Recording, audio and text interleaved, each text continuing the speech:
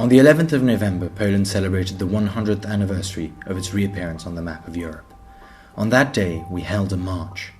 Many in foreign media outlets have criticized it, with some strong words used to label those who attended. Noted political scientist Francis Fukuyama labelled the march fascist. Andrew Rettman for the EU Observer called it neo-Nazi. Al Jazeera described it as homophobic and white supremacist, and the BBC labelled it as far-right. The most recurring epithet to describe the march was the word nationalist. I don't want to defend the march from these allegations, as they are not worthy of much consideration. I would rather take the time to explain why 250,000 Poles chose to attend the Independence Day rally. Why are Poles so fiercely proud and so attached both to their country and their nation? Poland has an incredibly difficult and painful history. Our country was wiped off the face of Europe twice. When Poland was partitioned for 123 years, the Polish nation survived without a state, by clinging on to national identity, to our shared ancestors, to our culture. That extreme attachment to our nationhood is why we survived and have a country to speak of today. There is indeed a certain radicalism to Polish patriotism, but how can we not be radical when our 1,000 years of Polish history represent some 200 wars and over a dozen national uprisings to overthrow those who are occupying our country? The experience of occupation is still very recent. The last of the Russian troops left our country in 1993, barely 25 years ago. The 100 years of our rebirth on the map of Europe have also been marked by great tragedy. The horrors of Nazi German occupation and the brutality of communism have left deep wounds, and the pain of those experiences has rippled on even to my own generation. The anniversary of our country reappearing on the map of Europe is a hugely important day for us. How can we not be proud that our forefathers maintained our nation without a state and then withstood the two great totalitarianisms of the 20th century?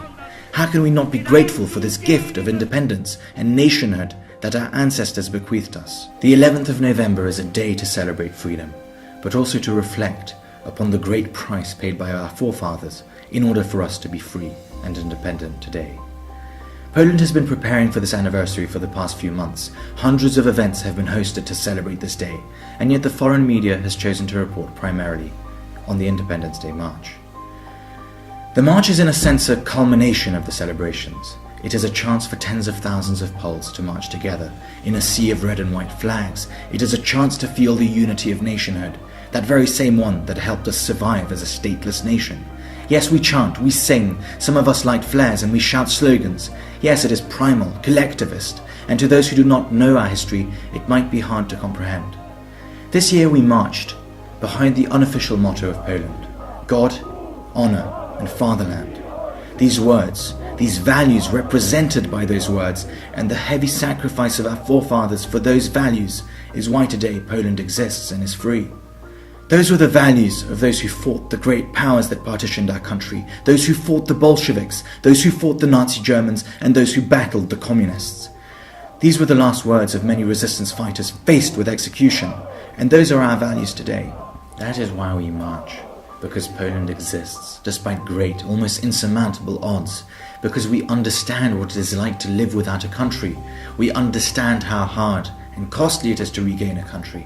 We understand that freedom costs. It costs dearly, and we must all do our part to preserve it. And that is why we shall keep marching, no matter how you report on us.